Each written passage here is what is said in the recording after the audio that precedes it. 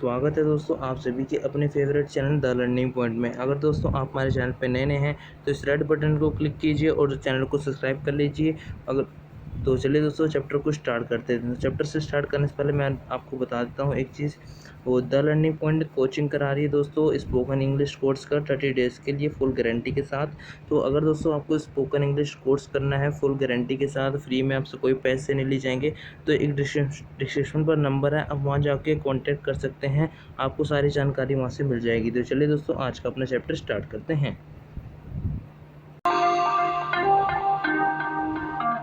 तो दोस्तों आज हम पढ़ेंगे पार्ट 3 बिस्कुअर की माटी। अंतराल दोस्तों है, मैंने अंतराल के सारे चैप्टर वीडियो अपलोड कर दिए हैं, आप हमारे चैनल पे जाके देख सकते हैं वहाँ से। और आज हम पढ़ेंगे पार्ट 3, मैंने पार्ट 2 अपलोड कर दी है और पार्ट 1 सूरदास की झोपड़ी वो भी अपलोड कर दी है।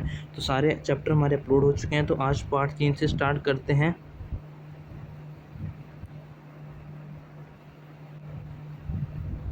तो सबसे पहले दोस्तों आज हम पढ़ेंगे बिस्कोहर की माटी। दोस्तों इसमें लेखक ने अपने गांव, जो लेखक जी का गांव है उसके बारे में थोड़ा चित्रित किया है, अपने गांव के जो आसपास वातावरण है उनके बारे में चित्रित किया है। तो चलिए जानते हैं। इसमें लेखक ने गांव, वहाँ के जीवन और वहाँ और आसपास के प्राकृतिक परिवेशों का वर्णन किया। मतलब लेखक ने इसमें अपने गांव के जीवन, जो उनका गांव का जो जीवन था, और आसपास के जो प्राकृतिक परिवेश, मतलब जो प्राकृतिक पेड़ पौधे थे उनके बारे में थोड़ा वर्णन किया है। लेखक ने गांव में पाए जाने वाले फूलों और जहरीले सांपों का वर्णन किया है। इसमें लेखक ने अपने गांव में जो फूल हैं और जो जहरीले सांप हैं उनके बारे में वर्णन किया है। तो इसमें आप देख सकते हैं कि लेखक ने अपने गांव के सारे जीवन, जो उनकी जीवन प्रक्रिया है, जो उनके गाँव में होता है, जो उनके गाँव में है, उसके बारे में इस चैप्टर में पूरा चित्रित किए हैं। दोस्तों सबसे पहले लेखक ने बता रखा है कोइया का फूल। कोइया के फूल बारे में दोस्तों लेखक ने बता रखा है। तो चलिए जानते हैं कोइया का फूल के बारे में। उसको मैं नीचे कर देता हूँ। यहाँ दोस्तों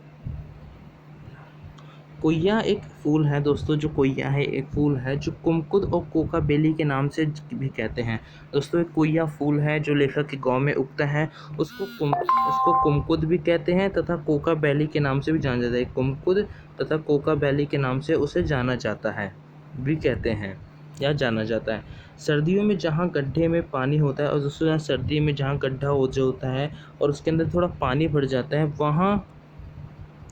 वहाँ दोस्तों ये क्या होते हैं, यहाँ वो उग जाते हैं। इसका रंग धुधिया होता है दोस्तों। धुधिया मतलब होता है वाइट दूध जैसा इसका रंग होता है, और इसकी खुशबू होती है वो नशीली होती है, मतलब एकदम अपनी तरफ आकर्षित करने वाली खुशबू होती है। तो लेखक ने इसमें 3-4 चीज़ बता रखे हैं इस फूल के बारे में। तो ये इस फूल का पहले तो उसके फूल के 2-3 नाम याद कर लीजिए। कुमकुद और कोकाबेली भी कहते हैं इस फूल को। ये फूल कैसे उगते हैं, सर्दियों में जहाँ पानी के गड्ढे होते हैं तो वहाँ पर ये उग जाते हैं, और इनका रंग दुधिया यानी सफ़ेद कलर का होता है, और इसकी खुशबू नशीली होती है, मतलब अपनी तरफ आकर्षित करने वाली इसकी खुशबू होती है। फिर दोस्तों लेखक ने दूसरी चीज़ आ रखी है बच्चों और माँ का संबंध। मतलब जो बच्चे होते हैं और उनका माँ के साथ कैसा संबंध होता है।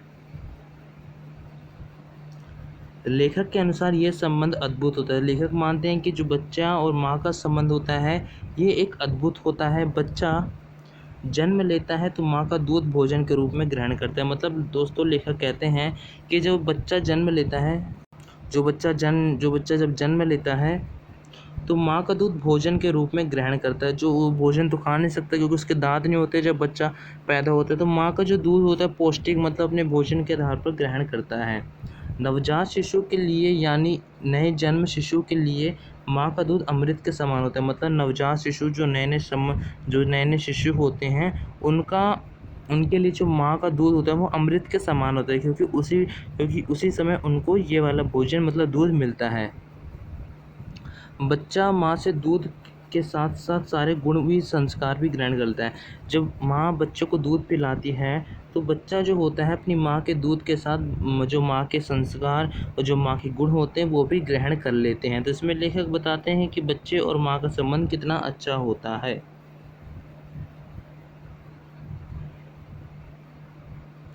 और जो माँ होती है बच्चे को कभी कभी मारती भी है, फिर भी बच्चा माँ से चिपटा रहता है। इसमें लेखक कहते हैं कि जो बच्चा होता है वो कभी कभी थोड़ी शरारत करता है, जिसके कारण माँ उसे मारती ही रहती है, लेकिन बच्चा भी उसके साथ चिपटा रहता है, मतलब चिपक के रहता है। फिर दोस्तों इसमें हम पढ़ेंगे विश्वनाथ जी के बारे में। विश्वनाथ जी जो हमारे लेखक हैं वो बताते हैं कि उनके साथ अत्याचार क्या होता है। ये विश्वनाथ जी अपने जीवन के बारे में बता रहे हैं थोड़ा बहुत। विश्वनाथ अभी माँ का दूध पीते थे। जो विश्वनाथ थे वो पहले जो थे वो अपनी माँ का दूध पीते थे, किंतु उसके छोटे भाई का जन्म हो गया था। जो विश्वनाथ थे अपनी माँ का दूध पीते थे, लेकिन उनका जो एक छोटा भाई था उसका जन्म हो गया था। फिर दूध पर छोटे भाई का अधिकार हो गया। तो विश्वनाथ के साथ क्या अत्याचार हुआ, जब विश्वनाथ अपनी माँ का दूध पीते थे, लेकिन माँ के दूध के पीने के बाद फिर उनके एक छोटे भाई का भी जन्म हो गया, तो फिर उनका माँ के दूध के साथ संबंध टूट गया। फिर उनका छोटे भाई दूध पीता था, तो ये विश्वनाथ जी के साथ अत्याचार होता था। फिर विश्वनाथ को गाय का दूध पीना पड़ा था। जो विश्वनाथ थे उन्हें फिर गाय का दूध पीना पीना पड़ता था, और दाई के साथ चटाई पर सोना पड़ता था। जो उनकी दाई थी उनके साथ चटाई पे सोना पड़ता था। मतलब माँ और विश्वनाथ जी का थोड़ा संबंध क्रूरता भी का मतलब थोड़ा सा कम हो गया था, क्योंकि उनका एक छोटा भाई आ गया था। ये सब विश्वनाथ के साथ अत्याचार होते हैं। अगर दोस्तों आपके सामने विश्वनाथ के साथ क्या अत्याचार होते तो आप इसको लिख सकते हैं। फिर चलिए जानते हैं माँ की तुलना विश्वनाथ जी ने, जो माँ की तुलना बतख से क्यों है। बतख आप जानते होंगे जो वाइट कलर के होते हैं बड़े बड़े। तो माँ की विश्वनाथ जी ने माँ की जो तुलना है वो बतख से क्यों की है। बतख अंडे देने के समय पानी छोड़कर ज़मीन में आ जाती है। जब बतख अंडे देती है तो वो बतख पहले तो बात पानी में रहती है, फिर जब वो अंडे देती हैं तो पानी छोड़कर वो कहाँ जाती हैं, ज़मीन पर आ जाती हैं। लेखक को बतख की माँ और मनुष्य की माँ एक जैसी लगती हैं। जो लेखक होते हैं उन्हें बतख की माँ और मनुष्य की माँ एक जैसी लगती हैं। जिस प्रकार जिस प्रकार जो बतख होती है वो पंख फैलाकर अंडों को दुनिया की नज़र से बचाती है। तो दोस्तों जो बतख होती है, बतख क्या काम करती है, अपना पंख फैलाती है और जो दुनिया को अपना पंख फैलाकर अंडों को छुपा लेती है और दुनिया को उनकी नज़र से बचाती है, ताकि मेरे बच्चे को कोई मेरे अंडे को कोई ले ना जाए, मेरे अंडे को कोई तोड़ ना दे। मतलब पंख फैलाकर उनकी एक प्रकार से रक्षण करती है। उस प्रकार मनुष्य भी अपने बच्चों को दुनिया की नज़रों से बचा कर रखता है। तो लेखक कहते हैं कि उसी प्रकार मनुष्य भी अपने बच्चों को दुनिया के नज़रों से बचा कर रखता है। तो इस प्रकार लेखक ने अपनी माँ की तुलना बतख से की है। तो चलिए अब जानते हैं लेखक क्या करते हैं। फिर लेखक बताते हैं गर्मियों में लू से बचने के उपाय। जो गर्मी में जो लू होती हैं उनसे लेखक बताते हैं कि उनके गाँव में लू से कैसे बचा जाता था। चलिए इसको भी जानते हैं। गर्मियों की दोपहर में लेखक घर में चुपचाप बाहर निकल जाते थे। जो गर्मी की दोपहर मतलब एकदम कड़ी धूप होती थी दोपहर में, उस समय जो लेखक थे वो चुपचाप बाहर निकल जाते थे। लू लगने पर माँ लेखक को बदन में किसी भी हिस्से के साथ प्याज बांध देती थी। जो लू लगने पर जब लू ना लग जाए तो लेखक की माँ क्या काम करती थी, लेखक के किसी भी बदन पर हिस्से या पर प्याज बांध देती थी, जिसके कारण उनको लू ना लगे। ये फर्स्ट हो गया लू से बचने का उपाय। लू लगने पर कच्चे आम का पन्ना पिया जाता था। अगर लू लग जाती थी तो कच्चे आम का पन्ना पिया जाता था। ये सेकंड उपाय। आम को घूमकर उबालकर गुड़िया और चीनी में शरबत बनाकर पिया जाता था। मतलब आम को उबालकर उसका कुछ शरबत बनाकर पिया जाता था, जिसे देह में भी लेपा जाता था या नहाया जाता था। जिसे मतलब देह में भी लेप लिया जाता था और उससे क्या काम करते थे, नहा भी लेते थे।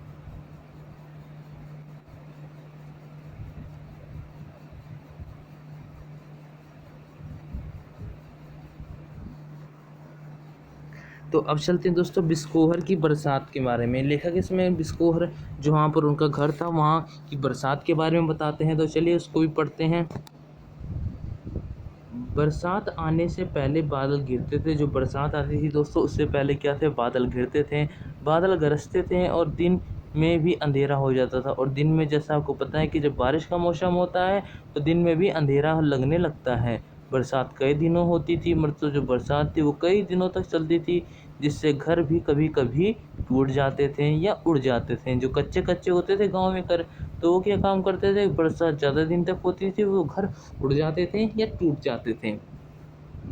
पूरे गांव में कीचड़ हो जाता था, पूरे गांव में कीचड़ जाता था, क्योंकि गांव में कच्ची वो पक्की सड़कें होती नहीं थी, मिट्टी मिट्टी होती थी, तो पानी बरसने के कारण वहाँ पर कीचड़ हो जाता था। उस उस उस sorry, उससे क्या होता था, जब पानी बरसता था तो उससे कारण कई मछलियाँ भी मरने लग जाती थी। मतलब जब पानी बरस जाता था, फिर जब धूप निकल आती थी तो एक उस्म हो जाती है। आप जानते होंगे उस्म क्या कहते हैं। उस्म दोस्तों उसे कहते हैं जब पानी बरस जाती थी फिर धूप निकल आती है, उसे उस्म कहते हैं। उस्म के कारण जो मछलियाँ होती थी वो मरने लगती थी। बरसात के कारण कई प्रकार के कीड़े भी बाहर निकल आते थे। जो बरसात होती थी उसके कारण क्या होता था, कई प्रकार के जो कीड़े मकोड़े हैं वो भी बाहर निकल आते थे। गांव के लोगों का मानना था कि पहली बारिश में दादा खाजा फोड़ा फुंसी ठीक हो जाता था। तो गांव के लोग क्या चाहते थे, अगर किसी के दादा खाजा, ये मेरे को नहीं पता कौन सी बीमारी है, आप नेट में सर्च कर लीजिएगा। दादा खाज फोड़ा फुंसी तो आप सभी को पता है। अगर कहीं पहली बारिश होती है, अगर किसी चीज़ को, किसी बंदे या मनुष्य को ये चीज़ की बीमारी है, तो पहली बारिश में जाके नहा ले और उसकी बीमारी सारी ठीक हो जाती थी। लेखक इसमें ये बताते हैं।